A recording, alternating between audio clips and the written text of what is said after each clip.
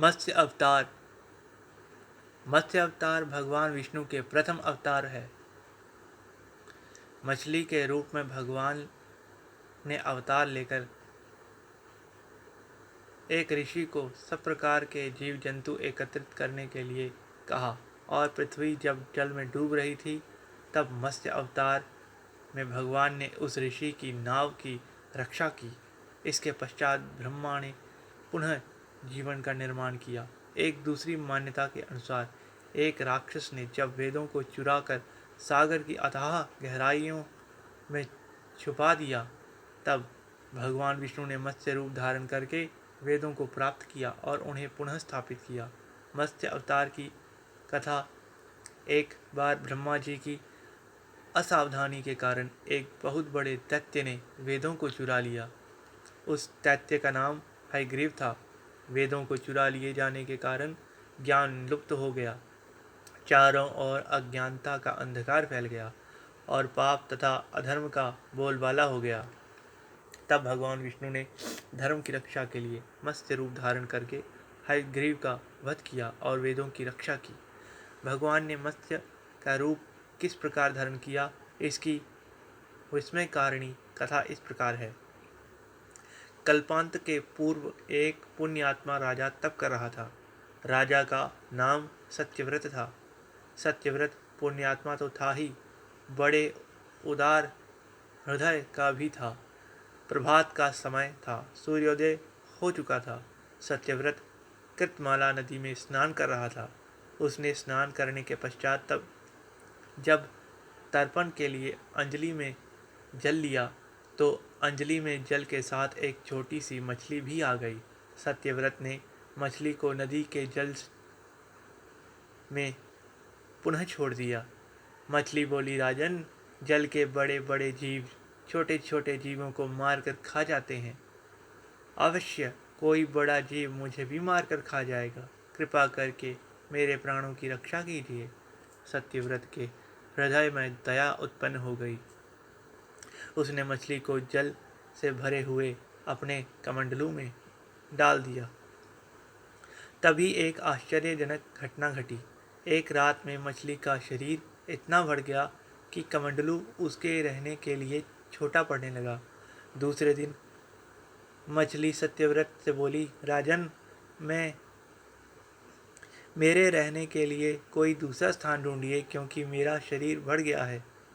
मुझे घूमने फिरने में बड़ा कष्ट होता है। सत्यव्रत ने मछली को कमंडलू से निकालकर पानी से भरे हुए मटके में रख दिया। यहाँ भी मछली का शरीर रात भर में ही मटके में इतना बढ़ गया कि मटका भी उसके रहने के लिए छोटा पड़ गया। दूसरे दिन मछली पुनः सत्यव्रत से बोली, राजन, मेरे रहने के लिए कहीं और प्रबंध कीजिए, क्योंकि मटका भी मेरे रहने के लिए छोटा पड़ रहा है। तब सत्यव्रत ने मछली को निकालकर एक सरोवर में डाल दिया, किंतु सरोवर भी मछली के लिए छोटा पड़ गया। इसके बाद सत्यव्रत ने मछली को नदी में और फिर उसके बाद समुद्र में डाल दिया। आश्चर्य, समुद्र में भी मछली का शरीर इतना अधिक बढ़ गया कि मछली के रहने के लिए वह छोटा पड़ गया। अतः मछली पुनः सत्यव्रत से बोली, राजन, यह समुद्र भी मेरे रहने के लिए उपयुक्त नहीं है। मेरे रहने की व्यवस्था कहीं और कीजिए। अब सत्यव्रत विस्मित हो उठा। उसने आज तक ऐसी मछली कभी नहीं देखी थी। वह विस्मय भरे स्वर में बोला, मेरी बुद्धि को विस्मय के सागर में डुबोने वाले आप कौन हैं? मत्स्य रूपधारी श्रीहरि ने उत्तर दिया, राजन, हयग्रीव नामक दैत्य ने वेदों को चुरा लिया है। जगत में चारों ओर अज्ञान और अधर्म का अंधकार फैला हुआ है। मैंने हयग्रीव को मारने के लिए ही मत्स्य का रूप धारण किया है। आज से 7वें दिन पृथ्वी प्रलय के चक्र में फिर जाएगी। समुद्र उमड़ उठेगा, भयानक वृष्टि होगी, सारी पृथ्वी पानी में डूब जाएगी। जल के अतिरिक्त कहीं कुछ भी दृष्टिगोचर नहीं होगा। आपके पास एक नाव पहुंचेगी। आप सभी अनाजों और औषधियों के बीजों को लेकर सप्तऋषियों के साथ नाव पर बैठ जाइएगा। मैं उसी समय आपको पुनः दिखाई दूंगा और आपको आत्म तत्व का ज्ञान प्रदान करूंगा। सत्यव्रत उसी दिन से हरि का स्मरण करते हुए प्रलय की प्रतीक्षा करने लगे। 7वें दिन प्रलय का दृश्य उपस्थित हो उठा। समुद्र भी उमड़कर अपनी सीमाओं से बाहर बहने लगा। भयानक वृष्टि होने लगी।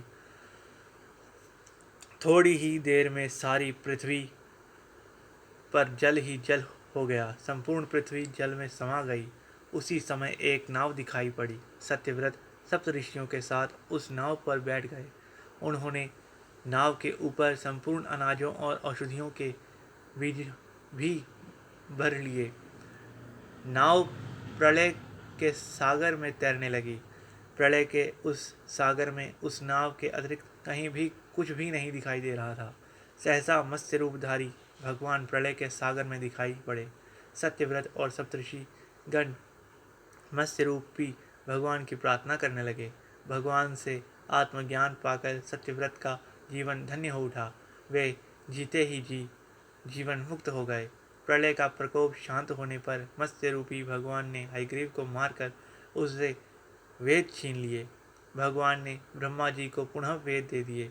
इस प्रकार भगवान ने मत्स्य रूप धारण करके वेदों का उद्धार तो किया ही, साथ ही संसार के प्राणियों का भी अमित कल्याण कर दिया।